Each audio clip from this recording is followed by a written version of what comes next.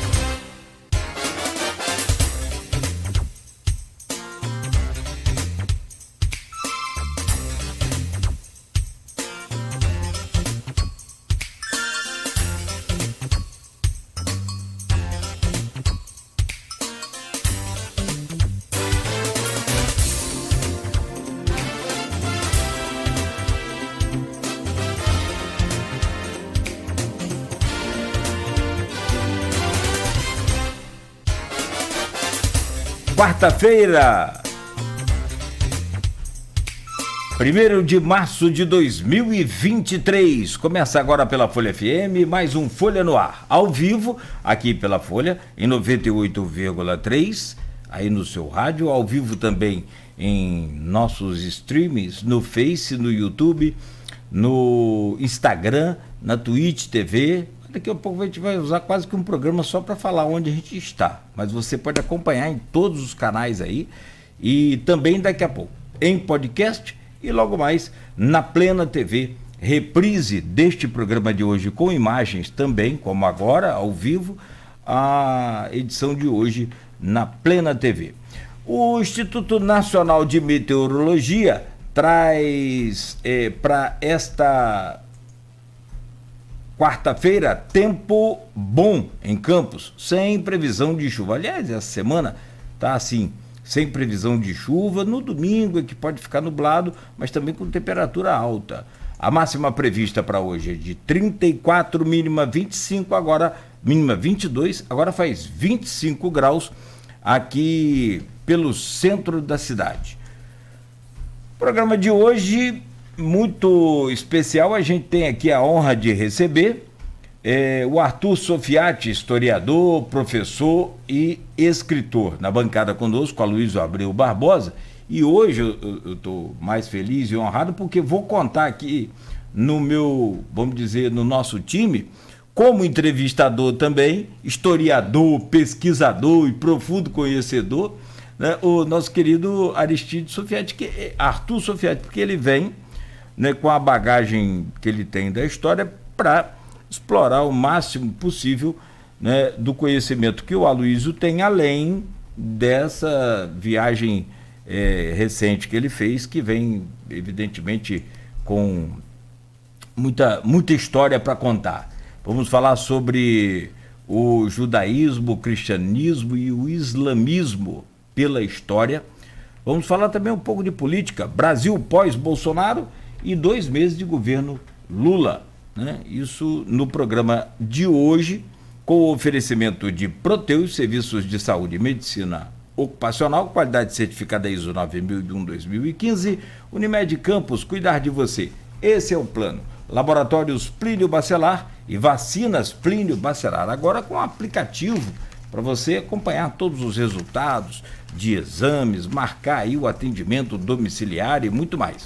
Aproveite, baixe o aplicativo aí na lojinha para Android ou iOS, ok?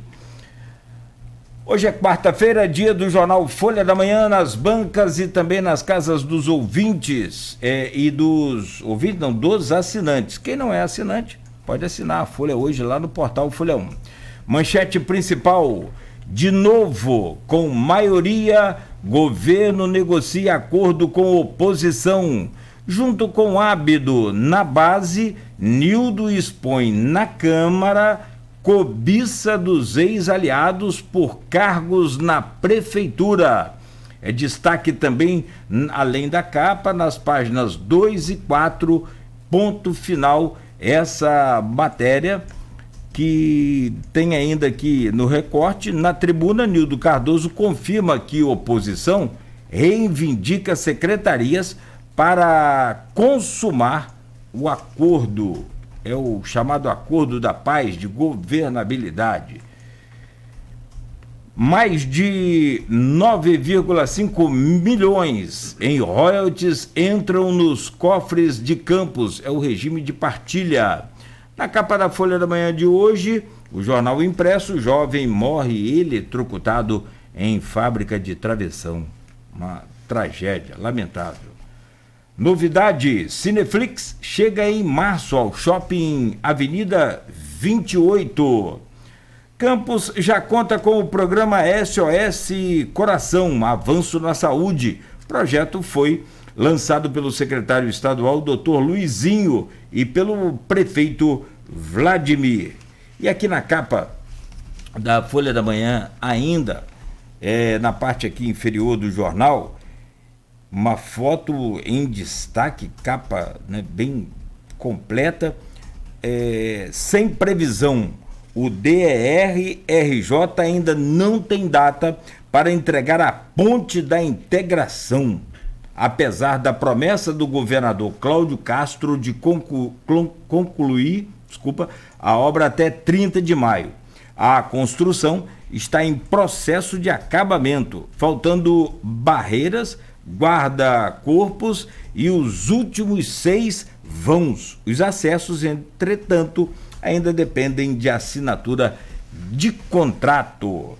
Ih, rapaz, temor aí dessa ponte não sair. Castro recebe governadores de 7 estados reunidos no Rio de Janeiro.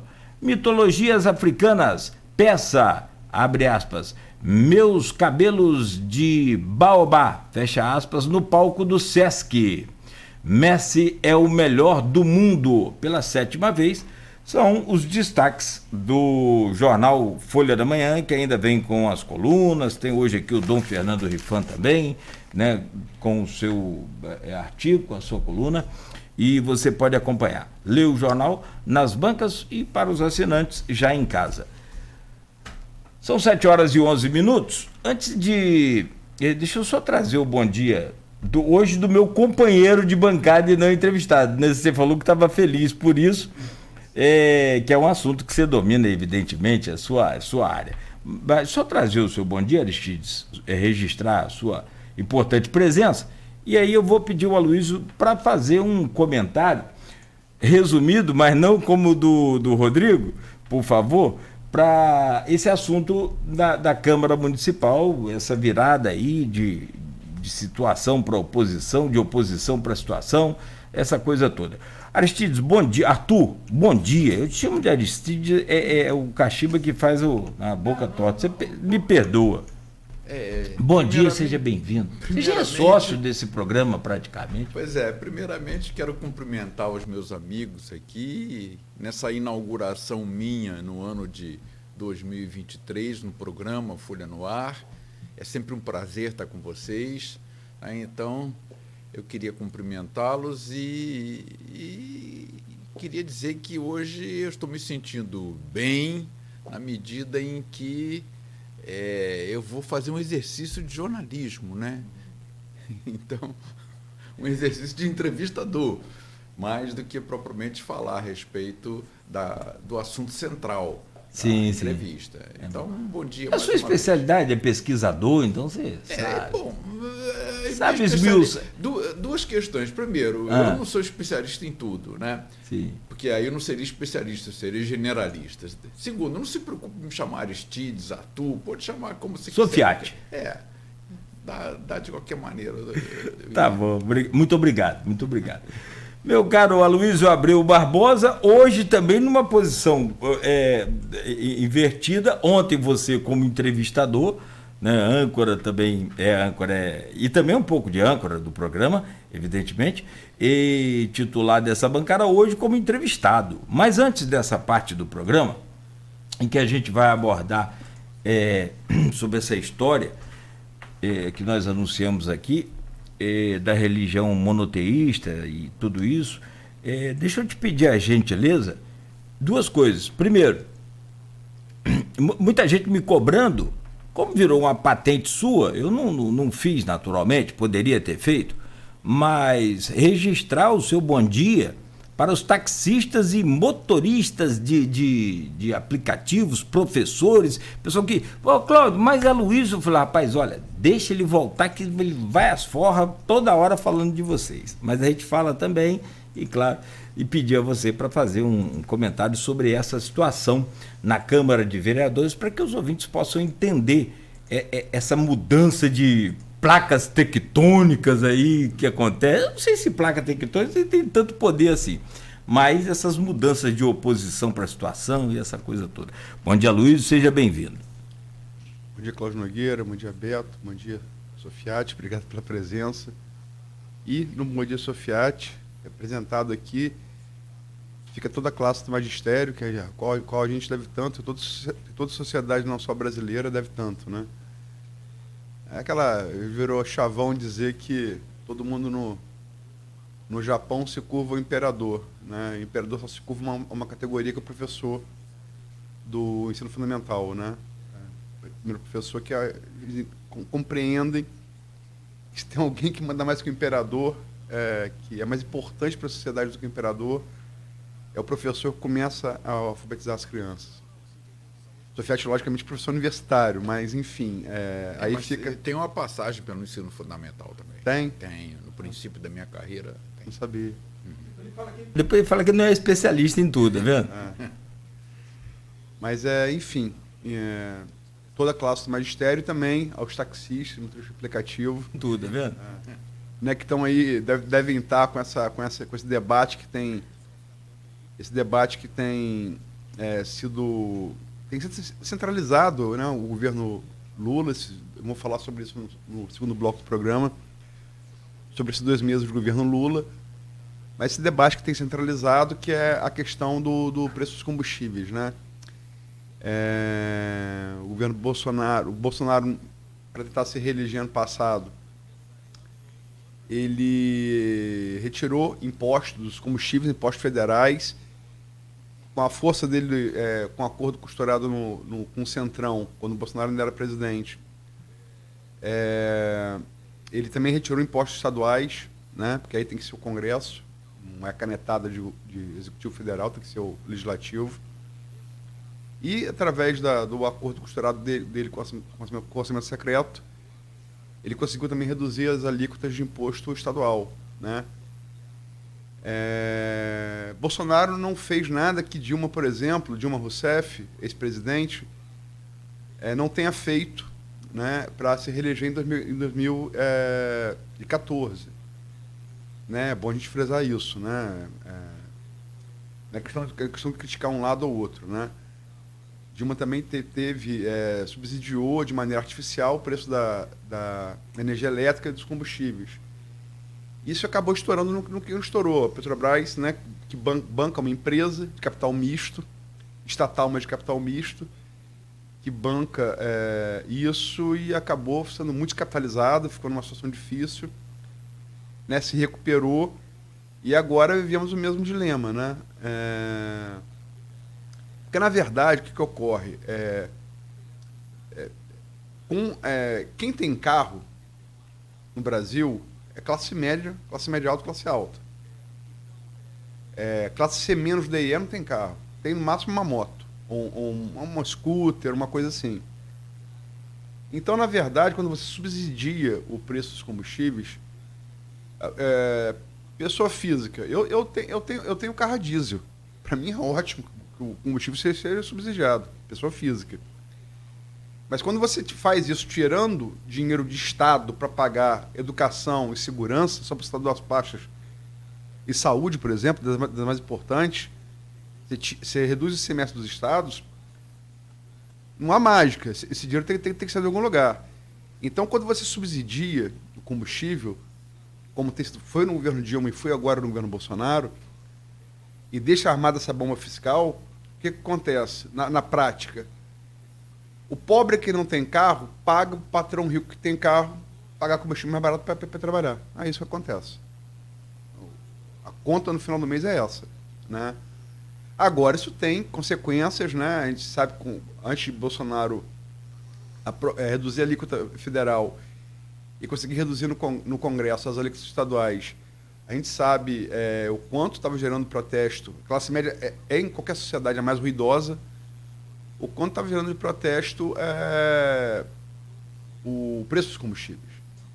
E tem outras coisas também. O preço da gasolina no Brasil é mais caro do que o mercado internacional, mesmo subsidiado. Então, tem uma série de fatores. Agora, é o debate que está dominando o governo Lula, né? Porque se reduz, tem a chadeira da classe média, e se não reduz, quem paga a conta? Então, não tem fórmula mágica, né? Não tem almoço grátis. Você tira de um lugar para outro. Em relação à nossa Câmara, eu falei da Câmara Federal, do acordo com o governo Bolsonaro, Arthur Lira reeleito, Rodrigo Pacheco, Senado reeleito, os dois reeleitos nesse ano. A oposição, desde que houve a ruptura lá em maio do ano passado, do governo Vladimir, chamado pacote de maldade, que era também uma maneira de você querer fazer um ajuste fiscal em Campos, né?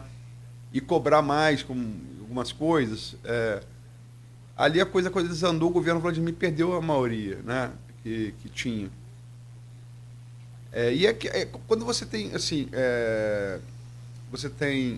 um governo, o governo oposição, eles com uma bancada, são 25 vereadores, uma maioria muito próxima para um lado para o outro, é natural que as franjas, essa franja que define de um a mais, um a menos, dois a mais, dois a menos, elas sempre tem uma franja mais satisfeita e uma franja menos satisfeita.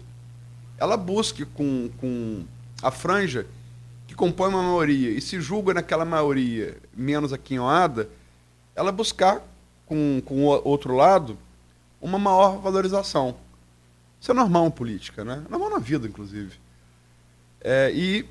Ocorreu, né, Nildo Cardoso, dois vereadores mais experientes da Câmara. Agora entrou Edson Batista, né, que também é mais experiente. Mas eles se sentiam um pouco prestigiados na oposição contra Marquinhos Bacelar, com a qual o Marquinhos foi eleito naquela sessão polêmica também, e depois justiça e tal, e acabou se confirmando. Era inevitável, como a gente disse aqui algumas vezes, que Marquinhos se elegesse presidente, a oposição ganhasse a maioria da mesa diretora. Abdo Neme, foi 13-12 que Marquinhos se elegeu a primeira vez, né? 13-12, 25, tá aí, um para o lado para o outro. Foi Maicon Cruz ali que tirou a palavra dada, orou com o Fábio Ribeiro e votou em Marquinhos, né? Depois disso, Dandinho Rio Preto também foi para a oposição. Então, 13-12 virou 14-11. E agora, como o Rodrigo tem noticiado aqui, também no programa tem falado muito sobre isso, Nildo e Abdo negociaram em separado e foram Raposas Velhas, fizeram o que Brizola sempre chamava de coxal alambrado, e costuraram um acordo próprio com o governo, né? Nildo nomeou o empresário, psicólogo Hans Muilart, filho do nosso saudoso jornalista Joca Muilart, para presidente da EMAB, e o empresário Alfredo Diegues, que inclusive faz programa aqui na casa, né, para vice da EMAB, Empresa Municipal de Habitação. A priori seria cota de Nildo, mas Nildo disse ontem que, na sessão, que isso também foi indicação de Abdo, né? Enfim, os dois foram, e existe um acordo lá por cima, costurado, entre Vladimir e Rodrigo Bacelar, né, deputado eleito, presidente da Alerj, tem sido figura de proa desde o início do governo Cláudio Castro, foi relator da CPI que impeachmentou o Witzel, né? Cláudio foi eleito vice, em 2018, vice de Witzel, assumiu o governo, né? E Rodrigo ocupou a Segov, e foi eleito agora presidente da Alerj, né? E Cláudio Castro tem como aliados Vladimir e Rodrigo, muito próximo, e Vladimir.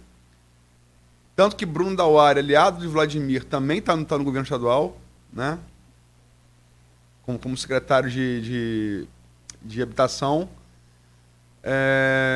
E costuraram o acordo lá por cima.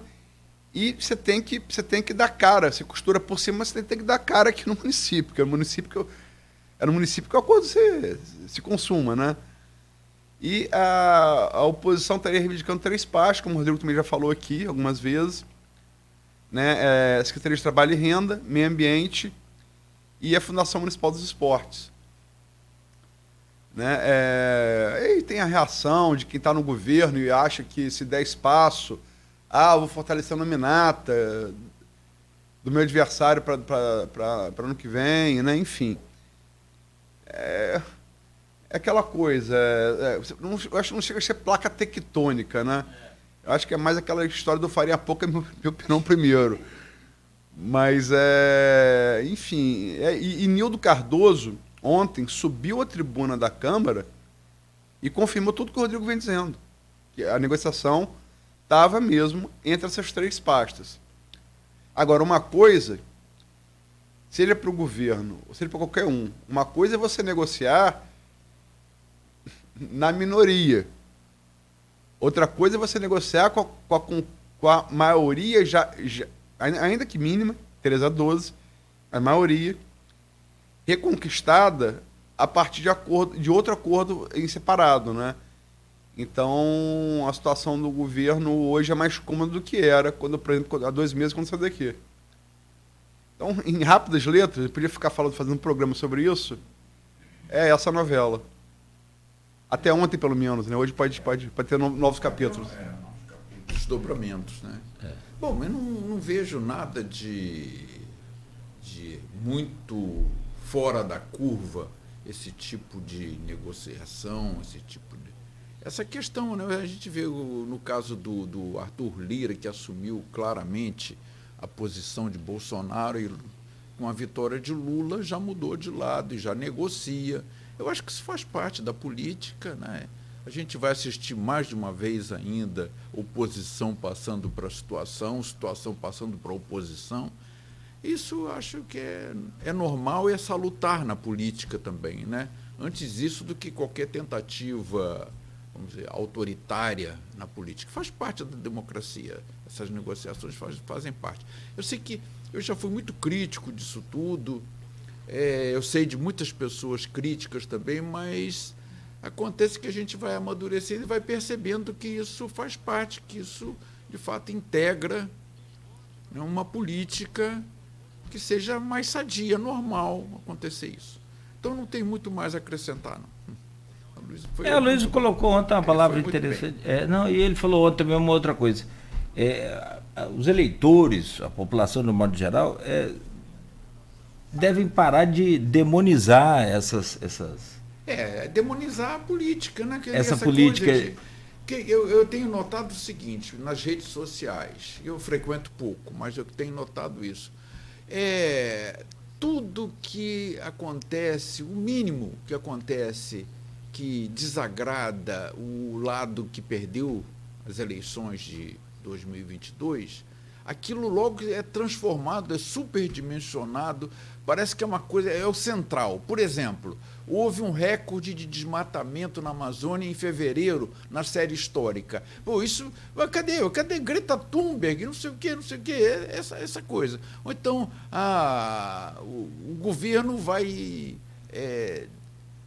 de novo, restabelecer a política de preços dos combustíveis. Tá vendo? Parece que isso é o central de tudo. Quer dizer, não é a política em si, no geral, né? Então, essas coisas assim, eu sei que há sempre alguém de prontidão para poder se apropriar desses fatos e dar uma superdimensão a ele.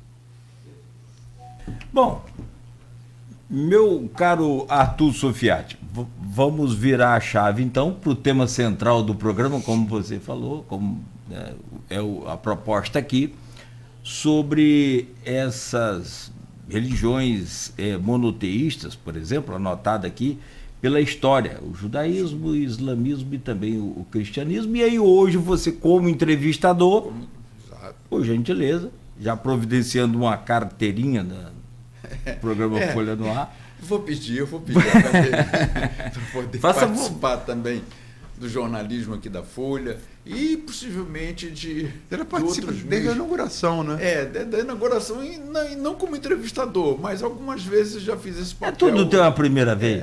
Apesar de você ser jovem ainda, tem muita coisa. 76 anos, não estou tanto assim não. Mas eu fiquei muito contente com esse convite, com essa posição, né, de entrevistador, porque, na verdade, eu tive o prazer de fazer essa viagem à distância com meu amigo Aloysio. Acompanhei, embora não tenha me pronunciado muito no grupo que você criou, eu acompanhei bem de perto, né, e em alguns momentos eu dei alguns pitacos, né, a respeito da viagem, e porque, de fato, é uma viagem que eu gostaria muito de fazer também, né? Eu já realizei viagens assim, virtuais, né? E essa eu gostaria de fazer assim, presencialmente. Mas então, o Aloysio viajou, assim, ele esteve, na verdade, numa região do mundo onde se desenvolveram as 3 grandes primeiras civilizações. Quer dizer, os núcleos delas estão ali. No Egito, você não chegou a Mesopotâmia propriamente, mas eu diria que o Oriente Médio foi toda uma área de influência da Mesopotâmia, mais até do que do Egito, embora o Egito também tenha tido influência ali. E Creta. Creta é a mãe, né, da civilização grega, da civilização romana e da nossa também, né? Então, nesse ambiente é que se desenvolveram 4 experiências de monoteísmo. A mais antiga, que não vingou, que é o atonismo, que você teve o prazer de ver, o judaísmo, né, o cristianismo e o islamismo. E você visitou essas 4 camadas. Primeiramente, eu gostaria de saber, assim, presencialmente agora, a sua experiência com a visita a Marna, né? Atom. Aqui é na Atom, o atonismo, que não foi adiante, mas, de qualquer maneira, foi uma primeira experiência. Na verdade, como coloquei no texto que eu publiquei no sábado, específico sobre a subida ao Monte Sinai, junto com Ícaro, o Êxodo, de uma certa maneira, que é o segundo livro do Velho Testamento, né, foi meio tipo que a bússola, né, a bússola da viagem. O sentido da viagem foi determinado pelo Êxodo, né? Como quando eu fui em 2002 no 100 anos dos Sertões, a minha bússola para percorrer aquela região foi Cruz da Cunha. E é muito interessante você pegar um livro, desses livros assim, para essa importância de pedra fundamental. A Bíblia é para a civilização ocidental como os Sertões é para o Brasil. E você seguir aquilo, você confirmar fisicamente tudo que está ali. A gente tem que achar que aquilo que está ali pode ser alguém... Pode ser uma narrativa, para usar uma expressão em moda, e você vê que está tudo ali, é tudo real. A narração corresponde ao que você vê, no caso do Velho Testamento, 3.100 anos depois. Está tudo ali. É tudo verdade. Quer dizer, a religião carrega muita coisa do sentimento, né? Mas, assim, fisicamente, a ambientação é toda real, né? A gente tem... só para fazer uma ponte, o Hans Staden, que foi um marinheiro alemão que esteve aqui preso pelos Tupinambás no século XVI, no começo da colonização brasileira, preso em Bertioga, ele ficou ali um tempo tentando escapar de ser comido pelos Tupinambás. Ele consegue voltar com os franceses, acho que são franceses, ele consegue voltar, são franceses, né? Ele consegue voltar para a Europa, chega na Alemanha, país dele, Gutenberg tinha acabado de inventar a imprensa, ele arruma um ghostwriter, dita as memórias dele, e de início aquilo é encarado na Europa e no mundo, né? Como uma espécie de realismo fantástico do Gabriel Garcia Marques. Ninguém acredita muito naquilo. Só que aí ele também descreve os animais, a fauna e a flora brasileiras, que eram muito pouco conhecidas. Quando os naturalistas europeus vão vendo que a descrição de Hans Staden dos animais e das plantas era exatamente real. O tatu ninguém conhecia na Europa, por exemplo. Tem um tatu e é igualzinho o Hans Staden narrou. Se o que Hans Staden narrou da fauna e da flora são reais, o que ele narrou da aventura com os Tupinambás também é real. É isso que você sente pegando o Velho Testamento, pegando o Êxodo e indo lá ver. Né? Aquilo é real. Né? Não é uma narrativa. Né? E a gente começou, Sofiati, em Amarna. A gente foi descer do carro. Amarna não é um lugar muito visitado hoje. Para o ouvinte tentar entender, Freud, muito famoso por ter criado a psicanálise, médico, né, era um judeu. Né? Por isso que ele fugiu da Áustria quando os alemães estão anexando a Áustria, né, e vai se refugiar em Londres. E a Áustria é um país católico. Estamos falando da década de 30 do século XX. Né? E aí ele começa a roçar nessa coisa da origem do divino, né? Na psique humana, como é que com um pouco de história, né? E ele chega a um ponto que num país católico ele chega no limite, ele não podia mais escrever sobre aquilo. Quando ele vai para Londres, que é um país protestante, ele se sente à vontade, liberto para poder escrever. Ele escreve o último livro dele, que é Moisés e o Monoteísmo, que é um belíssimo livro, inclusive uma maneira boa de começar por Freud. É um livro curto, em que ele, um judeu, vai dizer que Moisés, que é o patriarca das 3 grandes religiões, não seria um judeu, seria um egípcio, um sacerdote de Akhenaton. Assim, alguém pode ter criado o conceito de Deus único antes de Akhenaton. É possível. Só que não há registro histórico. Não, se há, ou não ficou registro, ou não foi achado esse registro ainda. Pode ser que se ache amanhã, e a gente daqui seja contradito pela arqueologia. Mas, tanto no tempo de Freud, que é anos 30 do século XX, quanto no nosso tempo, que é a década de 20 do século XXI, não há registro de um Deus único antes de Akhenaton. E Akhenaton, ele vai fundar a Amarna, tira da capital, que era Tebas, Luxor de hoje, né? Ele coloca em Amarna para se afastar desse clero politeísta, né? E Amarna hoje, cara, é um lugar que não é muito visitado, é difícil de chegar, não é fácil chegar, está no meio do Egito. Ele é um pouco distante do Cairo, mas também é distante do Alto Egito. Ele está... É um lugar... Acredito que é uma coisa nova mesmo. É quase que uma Brasília, em comparação com o que foi o Rio. Logicamente que o Egito é um país menor do que o Brasil. O próprio motorista que levou a gente não conhecia a Amarna a primeira vez que ele foi. O cara é de lá, faz passeio turístico. E a Amarna de hoje, a Amarna de ontem, está às margens da Amarna de hoje, que é o que a gente chama aqui de favela. Uma comunidade muito miserável, né? Que está ali no entorno, né? E assim, umas coisas, quando o vídeo que eu mando para você, o Sofiati me pediu para fazer esta oração, o hino ao Rei Sol, o Pai Nosso, entre aspas, desse Deus único, universal, que era o Sol, Atom, né? Na verdade, ele pega Amon, que era o deus do panteão politeísta, do politeísmo egípcio, e transforma esse deus, que era o deus máximo, num deus único. Amon ele transforma em Atom. Ele funda a nova capital, né? E ele faz uma oração para esse deus, é o hino ao Rei Sol, que é realmente, assim, e está preservado. Ele escreveu aquilo, chegou até nós, né? Os hieróglifos foram traduzidos por Champollion no século XVIII para XIX. E a gente conhece, dá para ler aquilo.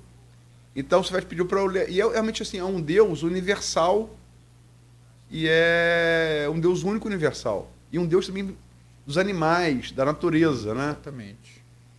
Agora, e ali, quando eu estava ali com você, não sei se você viu umas crianças atrás. As crianças de Amarna de hoje vêm te oferecer fragmentos de cerâmica que alguns podem ser mesmo daquela época.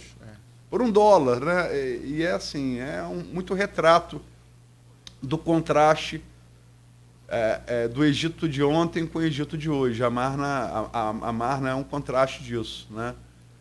E é uma emoção muito especial o lugar que Ícaro mais gostou do Egito, Ícaro, foi Amarna. Eu gostei muito, mas o Monte Sinai para mim teve uma significação maior. Eu acho que compreende-se muito bem isso, porque é uma tradição que está presente nos nossos dias. Diretamente no Brasil não diria, mas indiretamente sim, através do cristianismo. Quer dizer, eu não sei até que ponto o atonismo foi adiante em outras religiões. Eu não sei se existe uma influência clara mesmo do atonismo sobre o judaísmo, mas de qualquer maneira fica aí o primeiro esforço no sentido de, partindo do politeísmo, entronizar um Deus desse monoteísmo como Deus único. Porque eu acho que, na verdade, isso acontece com as religiões do modo geral. Me parece que o monoteísmo é sempre assim o desenvolvimento de uma divindade dentro do politeísmo, porque a humanidade começou politeísta, né? Então é um desenvolvimento ulterior. Mas aí você fez um artigo muito bonito, muito sensível, sobre a sua experiência no Monte Sinai, né? E eu até sugeriria que você continuasse essa série, assim, não semanalmente, não com obrigação de fazer, mas eventualmente você voltasse a esse tema narrando essa sua viagem. Então essa foi a experiência, parece que foi mais tocante, você ter subido o Monte Sinai e tendo vivido uma experiência mais forte lá. Você podia contar de novo alguma coisa para nós? Porque eu não posso garantir que todo mundo tenha lido, como eu li atentamente, né? Aliás, está nas redes sociais do blog Opiniões. Bem, mas porque as leituras dependem muito do leitor.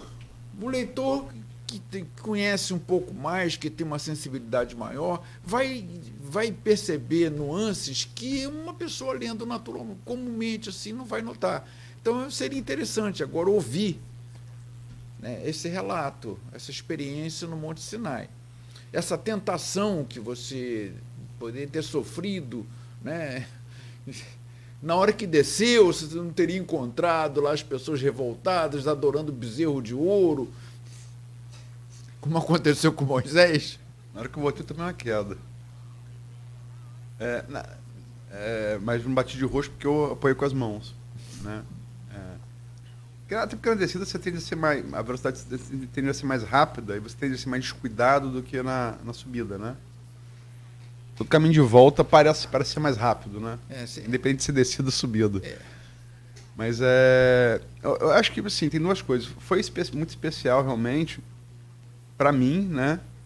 Ícaro também gostou muito, mas porque eu saí daqui, como eu digo no artigo, na crônica, mais uma crônica ou um artigo, achando que eu não ia conseguir subir. Porque eu tive 2 dias antes de viajar, eu tenho uma hernia de disco antiga, né, na lombar, que quando dá crise, não sei quem já teve dor de hernia de disco, sabe, é uma coisa alucinante de dor, né? Comparava a dor do infarto, dor do parto, dor de dente, que são as piores, é uma dor lancinante, e você trava o corpo, não tem jeito, você trava a perna, trava o braço, como se fosse, no quadro sintomático parece um derrame, né? Você trava, você não tem movimento, não tem o que fazer. E trava mesmo, entendeu? E eu tive essa crise, eu estava dando banho no meu cachorro. Você já viu, é um cachorro... Sim. É um cachorro forte, de 45 kg de músculo, um American Bully. E dando banho... E ele... Acho só labrador, quando o cachorro gosta de água, é labrador.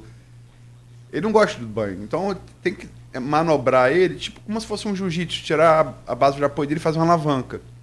Pra poder derrubar, poder virar ele de posição, poder lavar ele direito.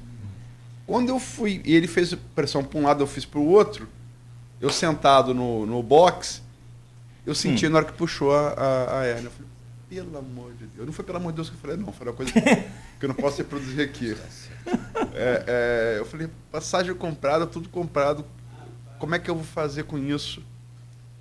Né? E aí veio, tentei... Tinha acabado de dar o banho, né? Que faço o menos possível. Arruma a mala, que é a posição que na lombar você tudo, né? Você fica em pé, você se abaixa, Léo. E é pior. E eu falei, rapaz, ferrou a viagem. Ferrou o que eu vou fazer na minha vida. Eu já fiz a infiltração hospitalar, que é o indicado nesse caso. Né? Mas eu não tinha tempo, era 2 dias, não tinha tempo nem para marcar, nem para fazer, não havia tempo. Não tinha tempo. Eu fui, e aí viajei nesse mesmo dia com o Ícaro, sentei, consegui e tal, falei, Ícaro, você vai ter que ser... Porque quando a gente viajou anteriormente para a Grécia, por exemplo, por outras viagens que ele era criança, e a gente foi a Creta, na viagem anterior... Então, é por isso que eu tô... Eu era o cara que pegava as malas, porque ele era pequeno, né? Eu falei, você vai ter que agora ter as forras, eu vou ter que as forras, eu não vou poder pegar peso nenhum. Vou ter que pegar as suas malas e as minhas, né? Entrou no carro, quando chegou ali em Casimiro, que eu parei para abastecer, eu estava sentado. Quando eu botei a perna para descer, eu não desci do carro. De novo apareceu. Não, ela estava ali, né? Ela nem tinha saído. Eu fiquei muito tempo sentado. Não, quando eu fui de carro para o Rio para pegar o avião. Sim. Na véspera, antevéspera. Sentei no carro, tá suportável. Quando eu parei, saí de Campos, eu parei em Casimiro, eu não consegui descer do carro. A perna esquerda não rodava para descer do carro. Imagina. Eu falei, ferrou. A viagem está perdida. Aí liguei para Luiz Otávio Enes, que é Mota, que é meu clínico, filho do grande, saudoso Pedrinho Enes, Mota, que foi meu sogro, né? Casado com a filha dele. Falei, Luiz Otávio, aí deu os medicamentos lá, uns anti-inflamatórios injetáveis no Rio. Tem anti-inflamatórios e analgésicos fortes, né? Pra coisa melhorar. E foi ali tomando. Eu já sei, muito alongamento de lombar e tal. E senti dor ainda mais uma semana, um pouco de dor. Ela foi, com os medicamentos ela foi amenizando. Mas, ou seja, eu fui achando que não ia conseguir subir o Monte Sinai. Eu fui achando o tempo inteiro que eu ia ficar no mosteiro de Santa Catarina ali, esperando que eu ia subir e voltar. Eu ia até o pé, mas não ia. Eu falei, com dor não vou subir, porque se trava lá em cima, você trava. Se trava no meio do caminho também, você... Não, só sobe nem desce. Só sai de helicóptero. E no Egito... Qual a altitude lá do Monte Sinai que você falou? 2.287 metros. É o Pico da Bandeira. É um pouco menor que o Pico da Bandeira. Mas regula por aí. Regula. Mas e aí, quer dizer, essa coisa de não vou subir, e chegar lá e subir... Isso é uma vitória. Então, confere mais significado pessoal a uma coisa que já tem muito significado para o mundo todo, né? E realmente é um maciço de granito de quase de 2.300 metros. É a montanha mais alta daquela cordilheira, né? E tem uma força, assim, você quer subir no Moisés subiu, você quer ver o que ele viu, né? E aí engraçado que o sol nascendo, voltamos a Atom, né? O sol estava nascendo, né? Quando a gente chegou ao cume. E assim, Mas é diferente, né? Não é qualquer pessoa que vai ter essa percepção lá no alto do Monte Sinai, que vai ter essa sensibilidade toda de olhar do alto para baixo e fala: eu estou aqui no local em que as 3 grandes religiões monoteístas do mundo, até hoje, né, começaram. Então, com as tábuas da lei, Moisés desce, luta ainda com o politeísmo, mas ele vai impondo, quer dizer, ele sozinho não, mas outros mais vão impondo uma concepção monoteísta de mundo. Mas você teve, além dessa experiência, você entrou em sinagoga, evidentemente, né? Em sinagoga, quer dizer, você vai notar a diferença de sinagoga para uma igreja cristã, e você entrou em igrejas cristãs, não apenas igrejas cristãs católicas, apostólicas, romanas, como também em outras denominações. Copta, por exemplo, né, que é a igreja de fundo monofisista. É interessante também notar essas diferenças de linguagem entre denominações cristãs, porque a gente está sempre muito acostumado aqui no Brasil a falar denominações catolicismo, protestantismo, e a gente ignora que no mundo todo a gente vai encontrar monofisistas e outras denominações mais diferentes, sobretudo no Oriente Médio, sobretudo no Egito, na Palestina, né, no Iraque, a gente vai encontrar muita coisa. Na Índia, a gente encontra ainda igrejas que dizem que o seu fundador foi São Tomé.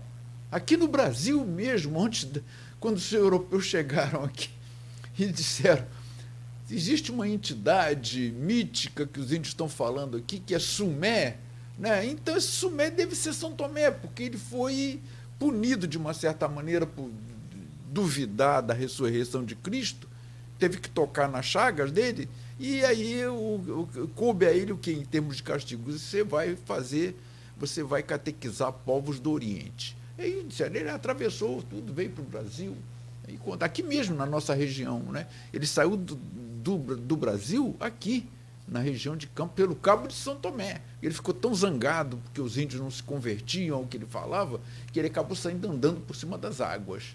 Mas isso aí é interessante, eu queria que você também comentasse. Mas isso é o que? Essa Tomé eu não conheço. Ele teve no Brasil e saiu do Cabo de São Tomé? Pois é, mas isso essa história é o que? Mitologia? Não chega nem a ser tupi, mas foi uma imaginação dos cristãos europeus, né?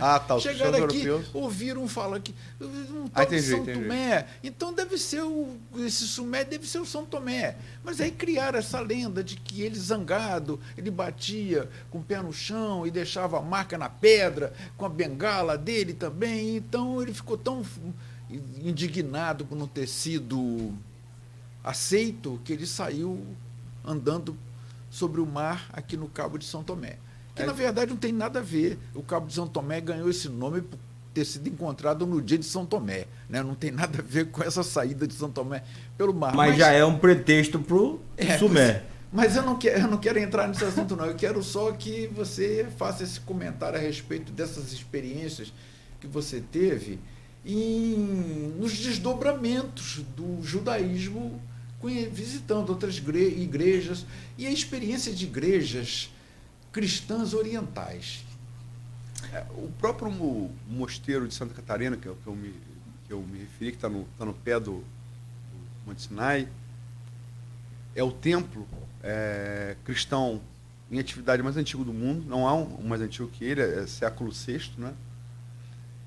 Catarina era a mãe do César Romano, já no Império do Romano do Oriente, Bizâncio, né?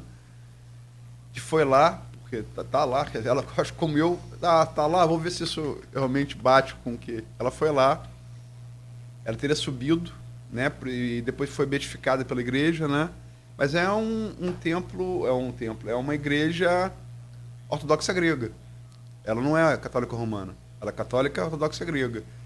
Eu me lembro que até brincando, eu comprei lá para minha mãe uma lembrança, minha mãe é religiosa, diva, e aí, falando inglês, né? Você fala inglês, você não fala árabe, por óbvio. E aí um daqueles, eu falei no final, mas é bom você falar bom dia, boa tarde, boa noite na língua local. E aí, comprei o que tinha que comprar e falei shukran. que é obrigado em árabe. Mas aí eu falei, não, o senhor é ortodoxo grego, é faristô. Né? E ele gostou daquilo. Eu agradeci em grego. Né? Também só sei falar bom dia, boa tarde, boa noite, obrigado, por favor. É o básico que a gente tem que aprender em outras línguas. Mas, por exemplo, a Igreja da Ressurreição, que é o ponto, você falou de Tomé, vamos para a Igreja da Ressurreição, em Jerusalém, que é o final da Via Dolorosa, né? É o 14º, né, ponto. Cristo começa com ele entrando pelo Portal dos Leões, em Jerusalém, na Cidade Velha. Né? Ele é julgado, ele é supliciado, aí você vai ponto a ponto. Em alguns momentos ele encontra com Maria, outros momentos ele na cruz cai e alguém o ajuda. Né? E cada um desses pontos é marcado. Né? E o final é onde ele foi crucificado, no Gólgota. E muito perto, assim, é no mesmo templo, né? Na mesma igreja da ressurreição, tá, onde ele teria ascendido aos céus, que é o local mais importante para qualquer cristão, né?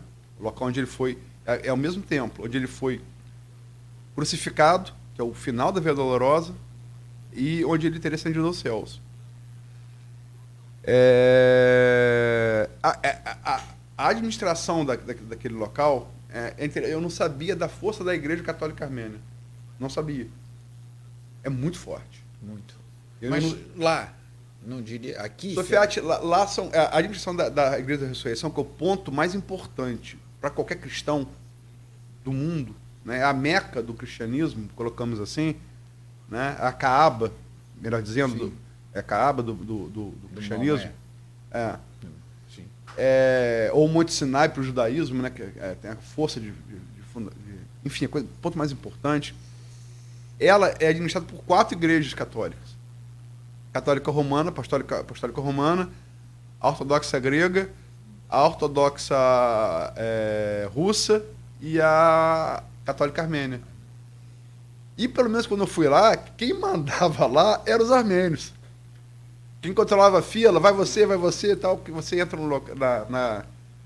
no ponto onde Cristo, Jesus teria ascendido aos céus, tem que entrar e sair, né? Tem que entrar e sair. E eles são rigorosos. Vai você está demorando muito, vem. Que deve ter um enorme de visitantes. E assim, e você sente também, assim, o cristianismo, eu fiquei muito impressionado, porque você vê muito a renovação da fé, né? Assim, nas pessoas que vão visitar. Onde eu senti que, assim, que é uma fé contínua, independente. No romano, católico romano, eu senti um envelhecimento físico da fé, no sentido das pessoas as que vão lá. Né? São pessoas de mais idade. Eu fiquei muito impressionado como o eslavo é católico. Daí, talvez, o primeiro papa não italiano do mundo tenha sido João Paulo II, que é um polonês. Eles são... E, assim, não tem distinção de idade. Vai até bebê.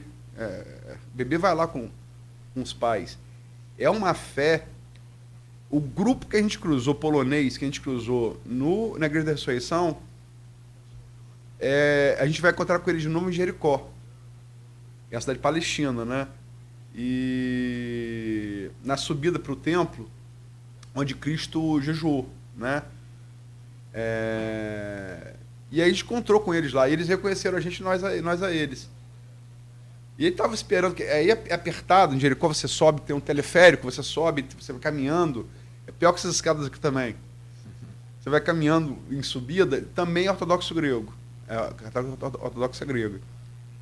E aí, quando eles viram a gente e reconheceram, eles falaram, você tem que ajoelhar, rezar e sair para dar lugar a outro, porque tem muita gente ali, né?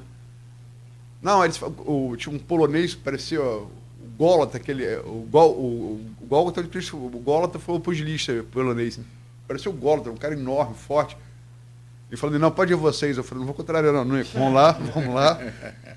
Mas foi legal, foi um momento de reconhecimento, né? A gente ajoelhou e rezou ali em Jericó. E a igreja copta, que você citou, e que você sei que você tem grande apreço por causa do Toynbee, do historiador Arnold Toynbee, Você até falou no grupo na época. Falei, de fato. Ele ficou impressionado, muito emocionado, quando ele visitou igrejas cóptas na Etiópia, que, na verdade, é o país que concentra mais essas igrejas e essa expressão do cristianismo. Eu fui também na de São Baco, né, e São Sérgio de São Baco. Eram 2 guardas romanos que foram beatificados depois pela igreja, que se converteram ao cristianismo, que é ali no Cairo, né, e é onde José Maria e o menino Jesus teriam ficado, né, segundo uma das versões dos evangelhos, que eles teriam fugido do censo de Herodes no Egito, né, onde eles teriam ficado. Então, posso dizer assim, dos cristãos, assim, é muito presente e é muito diverso. E o sentimento, ele está presente em vários tipos de povos e países, civilizações, mas assim, é legal você ver que, e aí tendo fé ou não, isso é questão pessoal de cada um, não estou julgando, mas a necessidade de expressão é muito forte e independe ele se sobrepõe à cultura. Pois é, então essas barreiras, esses limites ou essas fronteiras, digamos assim, doutrinárias, por exemplo, parece que são colocadas em segundo plano, e um católico apostólico romano pode muito bem se entender com um católico ortodoxo ou de outra denominação, né, que na verdade parece que é um lugar de ecumenismo, embora a gente saiba, por outro lado, que seja um lugar de bastante intolerância também, né, na medida que a gente tem aqui essa guerra antiga, esse conflito antigo entre árabes e judeus, entre os palestinos principalmente com os judeus, mas isso é uma coisa que me parece posterior, uma coisa mais recente do que essa daí. E aí, se me permite, a minha experiência com a Igreja Ortodoxa, em 2 casos muito rápidos. Eu estive no Paraná visitando, por curiosidade mesmo, estive numa igreja ortodoxa russa e poucas pessoas participando de uma missa, eu com meu avô, ainda que era vivo, e no final o padre falou, aqui a hóstia e o vinho. Eu falei, não, padre, nós não somos fiéis. Não tem problema, aqui todo mundo vai ser bem recebido. No final, nós fizemos a comunhão e ele falou assim, vocês são daqui? Não, eu moro no Rio de Janeiro. Meu avô falou, eu também sou daqui, mas eu não tenho ligação. Não tem problema, eu convido vocês para almoçarem comigo. Então, achei aquele gesto assim, tão humano, tão simpático, né, que nós ficamos tão cristão. Pois e ainda eu ganhei um livro, né, da Igreja Ortodoxa. E outra experiência foi com Vera, minha mulher, no Rio de Janeiro, que nós visitamos ali perto do Largo de Santana, né, uma igreja maronita, e ela ficou assim meio constrangida de entrar e tudo mais. Quando entrou, viu lá Nossa Senhora do Perpétuo Socorro, se sentiu em casa. E o padre falava em um português muito carregado, com sotaque libanês, né, e dizia, e falou até, era na Páscoa, olha, aqui em Líbano nós não, ovo para nós ovo, quem bota é galinha, aqui vocês é coelho que bota ovo aqui para vocês. Então, me parece que ali todos os gatos são pardos, né? As pessoas de uma denominação entram na igreja de outra denominação e há essa circulação bastante, que me parece proveitosa, bastante ecumênica, né? Mas, além disso, você visitou as paisagens relacionadas ao cristianismo, né? Aqueles lugares fora da igreja em que Jesus e os seus discípulos circularam. Alguma paisagem dessa que você teria visto em Israel, por exemplo? Mar Morto, você esteve lá? Tive, eu fui a Massada, né? Que é e desci a depressão mais alta do mundo, quer dizer, a depressão mais baixa do mundo. Como é que é o nome? Tô querendo o nome da cidade. O Cristiano me ajudou a fazer o roteiro. O Cristiano tem umas coisas meio que, assim, ele bota umas coisas no roteiro. Algumas só que chegar lá, eu aproximo mais o roteiro do que eu quero do que ele se esperou. Porque às vezes ele fica em umas coisas e para passar, eu falo, tá bom. E aí, quando a gente subiu a Amassada, que tem uma cidade que a gente foi, porque ele ficou me apurrando para ir para a cidade e tal, só para ir o Mar Morto mesmo, dizer que foi. E é salgada a água, hein? Peguei e botei. Não, é pior que comer carne seca. É salgada a água. De fato. Mas o que mais me marcou das paisagens relacionadas ao cristianismo especificamente, sem sombra de dúvida, foi Eremos Grotto, né? Em frente a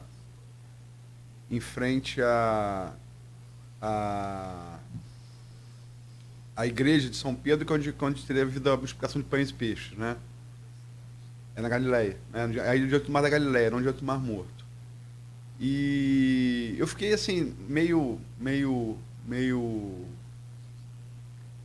assim, não entendendo muito, porque é uma indústria, o turismo é uma indústria. O turismo religioso é uma indústria. E como eu falei aqui, a maioria o romano, o católico romano, a grande maioria está na faixa etária, pelo menos aquele que tem dinheiro para viajar, tá?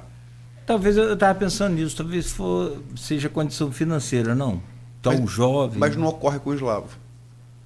O povo eslavo, o tcheco, o polonês, o húngaro, ele se sente muito mais renovação. É visto, você vê, né? Lógico que eu não falo muito, mas pelo ouvido eu sei identificar o que é língua eslava e o que é língua latina, né? Pelo ouvido dá pela musicalidade, pela fonética. Mas a Eremos Grotto é uma gruta, não está dizendo Eremos Grotto, né? É uma gruta que ela, cara, Israel é como a Grécia, Palestina, é muito escarpada. É um lugar com muito, é difícil uma planície. Tommy vai dizer que e Brodel também, que a Grécia tem duas planícies. É um vale de Esparta e a planície de Atenas. O resto é escarpa. Não tem. Por isso que cavalaria não contou muito na Grécia, porque não tem um lugar para o cavalo correr. É verdade. Por isso que nunca foi uma força muito importante militar dentro da Grécia. É importante fora da Grécia. Na Grécia nunca foi. E Eremos Grotto, como eu disse, em frente à igreja de São Pedro, a multiplicação dos pães e peixes, onde tem muito fluxo de gente. Eremos Grotto não tem. Eu fiquei, assim... Eu gostei, porque ficou só para mim e para Ícaro. O tempo que a gente estava lá, ninguém chegou ali. Que é a gruta onde Jesus orava sozinho. É lindo. Diante do Mar da Galileia. É uma gruta. Vamos estar dizendo, uma gruta que deve ser daqui para a câmera ali. Não é maior que isso. Pequena, né? Na pedra. No meio tem bancos de madeira, de oliveira, assim, para você sentar. A placa ali dizendo que é local sagrado, papapá. E uma oliveira que brotou no meio desse banco, no fundo da gruta. Aí a religião é mais druida do que eu senti que como se aquela oliveira fosse um pouco Jesus, né? E assim, por que ninguém vai lá? Porque ela é um pouco escarpar, mas assim, é uma caminhada com um certo nível de perigo. Se você cair ali, você tá... Imagino. Você não tá, mas assim, qualquer um daqui faria. Mas eu entendo assim, que não é explorado turisticamente, porque realmente é uma subida, para subir e para descer, para gente de idade, talvez não seja tão fácil, né? Mas não é nada também tão difícil. Assim, vamos botar assim, é uma subida você anda 200 metros, escarpado, mas você anda, né? E eu sei que a energia dali, e você assim, sentado onde Cristo sentava, para orar sozinho, olhando para o que Cristo olhava, o Mar da Galileia, e é lindo, uma vista linda. E tem também ali, há uma distensão na história. Tem um local um pouco mais acima da Eremos Grotto, anda assim, 50 metros, tá? Mas subida. E aí tem um local ali onde poderia ter sido Sermão da Montanha. Embora o local de adoração, e aí a Igreja Católica Romana que administra, a Igreja das Beatitudes, né? Que fica no Monte das Beatitudes, que é onde a tradição diz que foi Sermão da Montanha. Né? A pregação mais importante de Cristo, a base do cristianismo. É claro. Que pode ter sido no Monte das Beatitudes, onde hoje as pessoas vão, eu fui também. Também uma energia fantástica. Tem um hotel ali administrado pela Igreja Católica Romana. Quase todos os papas ficaram ali já, papas romanos. Mas pode ser também nesse local da Eremos Grotto. Próximo, 50 metros para cima, subindo. E eu me lembro que eu e o Ícaro ficamos conversando sobre isso, onde teria sido e tal. E o Ícaro falou, a energia que eu senti foi na Eremos Grotto. Eu falei, filha, porque estava sem ninguém. A religião tem muito disso, né? É o que você está sentindo, né? E realmente no Monte das Beatitudes é muito mais gente, muito mais fluxo. Tem uma estrutura melhor, né? Porque quando você tem muita gente, você tem que ter estrutura, né? Agora, aí você vê a experiência. Ícaro falou ontem comigo, que eu não sabia disso, que ele voltou a rezar diariamente depois dessa viagem. O hábito que ele tinha perdido, né? É coisa chata falar isso, mas eu nunca perdi. Eu sempre. Muita gente treinou essa viagem minha, porque muito pouca gente. Você é uma das poucas pessoas que eu conversava sobre isso. Eu não tenho religião, mas tenho uma religiosidade. É verdade, é o que acontece comigo. Quer dizer, aquela questão de, por exemplo, de chegar num lugarejo mínimo do Brasil, do mundo, e encontrar uma igreja. Eu falo, bom, eu estou no meu mundo, né? Eu estou no mundo em que eu nasci, que eu fui batizado. Eu posso ter sido, eu tenho muitos pecados, né? Eu não segui direito. Não segui o que esperavam de mim. Meu tio queria que me crismar aos 8 anos, eu me rebelei, depois eu não fiz primeira comunhão, depois eu fui me afastando, mas como é que eu vou dizer? Acho que eu e a Luísa somos cristãos.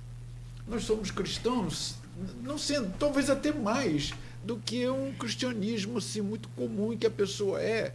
E não vive, não tem muita consciência, muita clareza daquilo que está vivendo. Então, eu acho que isso não vem muito ao caso, não. Eu acho que o que conta mesmo é esse sentimento maior que a gente sente. Mas aí, eu quero, continuando aí na condição de entrevistador. Aristide? Arthur? É só essa pergunta, posso fazer? Sim, eu estou aqui me exercendo, quer dizer, exercendo a função de não ser atrapalhador. Não, o que eu faço muito bem, que é atrapalhar. Então, para mim, está um martírio. Mas, assim, claro que eu preciso que a gente ouça, aprenda. Eu acho que isso é bom para todo momento. Mas você pode deixar o gancho, a Luísa responde no próximo bloco? Eu prefiro você prefere no próximo bloco? Eu tenho uma pergunta também para o Luísa. Mas aí... Você pode responder do próximo bloco, a gente faz um intervalo. Porque eu tenho um amigo que ele não acredita em Jesus. Ele acredita em Deus, ele não é ateu, é diferente. Ele acredita em Deus, mas acha que essa história de Jesus é tudo invenção do homem para sei lá o quê. Não vou falar o nome dele, ele é muito conhecido aí, foi empresário há muito tempo, enfim. A minha pergunta para Luiz é, como você falou, vocês se definem como cristãos, né? Pode ser assim. Pode ser. Não aquele cristão que segue exatamente fielmente o credo, mas... Sim, e o dogma da igreja ali, aquela coisa de igreja, que é diferente. A minha pergunta para Luiz, e aí fica o gancho para o próximo bloco, é o seguinte... E eu passei a vida inteira mostrando para ele os sinais de que Jesus existiu e existe, tá? Pô, você teve lá no Gólgota, teve lá na Igreja da Ressurreição, passou pela Via Sacra, conheceu a Via Dolorosa, né? E viu os pontos do sacrifício de Cristo por nós. E aí eu pergunto para você, mais assim, para responder a esse amigo, e não para religião nenhuma, não, mas para esse amigo. O que você diria, depois dessa experiência, para ele que não acredita em Jesus? Na existência histórica de Jesus? Ele não acredita na existência histórica de Jesus, é. Falaria para ele ler Flávio Josefo. É um judeu romanizado que se opôs primeiro como general à invasão de Tito, onde a diáspora, 70 depois de Cristo.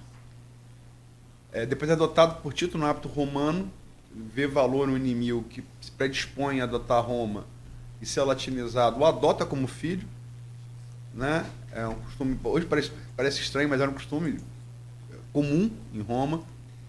E romanizado, era Joseph, virou José, né? E escreve 2 livros em latim, né? Que era a língua do Império Romano, Antiguidades Judaicas e Histórias Judaicas, onde ele dedica 2 parágrafos a Cristo, não é muito, mas dedica, estão ali. Fala daquele período que Cristo, João Batista, fala dos milagres que são atribuídos a Cristo, narra isso, quer dizer, era uma coisa que está ali em 70 depois de Cristo, que é mais ou menos a época dos evangelhos são escritos, mas é uma fonte de alguém que não está escrevendo para cultuar Cristo. Está escrevendo um relato da história do judaísmo naquela época, a qual ele pertenceu e saiu para integrar a cultura latina, né? E Flávio José foi Massada foi canudos deles, dos judeus. É um pessoal que resistiu 3 anos numa fortaleza ali no Mar Morto, resistiu aos romanos. 3 anos. Os Zelotes, que era um grupo mais radical. Exato. Há quem diga que Judas foi um zelote, queria colocar Cristo no sofrimento intenso para que Cristo se revoltasse, usasse o poder dele contra Roma. Há teses. Vai ficar falando aqui. Decepcionado com Cristo. Mas, assim, o seu amigo falaria, a existência histórica de Cristo não é questionada. Ela está ali presente desde o início, né? E a fonte que você tem para comprovar a existência histórica do Cristo é Josefo. Que não lhe dá muita importância, bem da verdade. E Cristo e João Batista, eles são no momento em que está nascendo o judaísmo no tempo de Cristo, não é o judaísmo de hoje. Cristo era um rabi, um doutor em leis, porque o Código Civil, o Código Penal, eles eram a religião. A lei mosaica era o Código Civil. E é ali, não matarás, não roubarás, não pensarás na vida do próximo. Que era o Código Civil, o Código Penal, né? Com base, o legislador é Deus, então você tem que respeitar isso, né?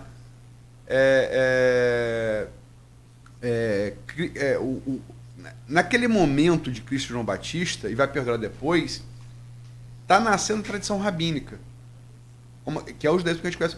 Porque até Tito destruiu o templo de Jerusalém, o segundo templo, né, como antes tinham feito os babilônios, no primeiro templo, a adoração a Deus só podia se dar no templo.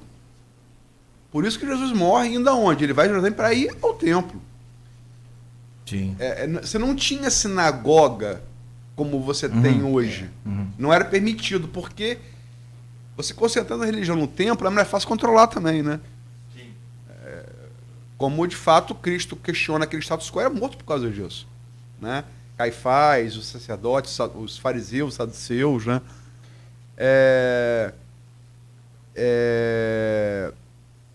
A tradição rabínica, e o Museu de Jerusalém fala isso, ela está nascendo justamente com esses caras que não fazem parte mais de uma casta sacerdotal. É como uma espécie de uma reforma. Teve o luteranismo para o cristianismo, é uma reforma do judaísmo, né?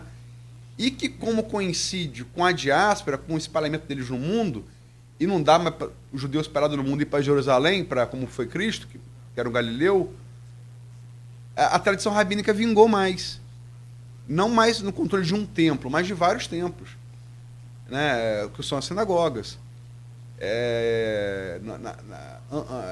No tempo de Salomão e Davi, você tem isso lá, outros templos chegaram a ser abertos e foram queimados pelos próprios judeus. que queriam manter a adoração em Jerusalém para poder controlar melhor. O Deus Velho Testamento está muito ligado, e você vê isso nos museus, o Museu de Jerusalém mostra muito isso, há uma necessidade de centralização de poder, né, do rei em Jerusalém. Então, outro templo não era aceito. Cristo ele está historicamente, e Joséfo narra isso.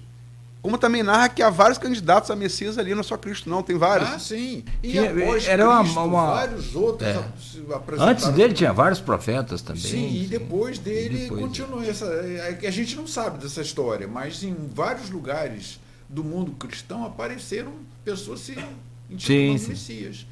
E que conseguiram alguns adeptos, mas não foram adiante. Agora, para o seu amigo fica muito aquela dica do Evangelho de São João, né? Diz que ama a Deus que não vê e não ama o próximo que vê. Verdade. Então, Boa também. Bom, são 8h19 desse programa especial de hoje, com a presença do Arthur Sofiati, historiador, professor e escritor, no papel de entrevistador. E o entrevistado, no caso, o Aloysio Abreu Barbosa, referente a essa recente viagem lá a esse berço que a gente falava da humanidade, né, mais cedo, das três grandes religiões monoteístas, que tem somente um Deus, né, que é o judaísmo, o cristianismo e o islamismo.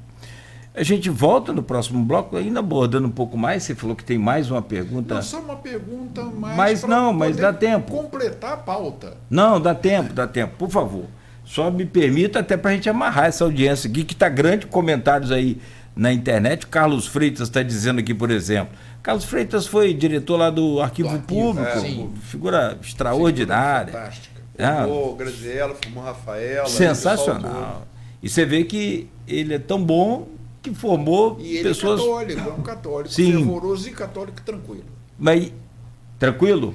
Tranquilo porque não é aquele que fica discutindo com ninguém. Ah, sim, Ele sim, demonstrar sim, que- perfeito. E vários comentários, eu vou só fechar com um dele, depois a gente pode relatar os outros, acho justo, sobre o comentário do Aloysio Abreu Barbosa e do Sofiati. Me sinto na mesma forma, ou da mesma forma, o afastamento de ritos religiosos na prática. Ele comenta, deixa aqui esse comentário. Bom, 8h21, dentro de 2 minutos a gente volta com o Folha no Ar, no oferecimento de Proteus, Serviços de Saúde e Medicina Ocupacional, Unimed Campos, cuidar de você. Esse é o plano. Laboratórios Plínio Bacelar e Vacina Plínio Bacelar, agora com um aplicativo exclusivo para você acompanhar todos os resultados de exames e muito mais. Vacina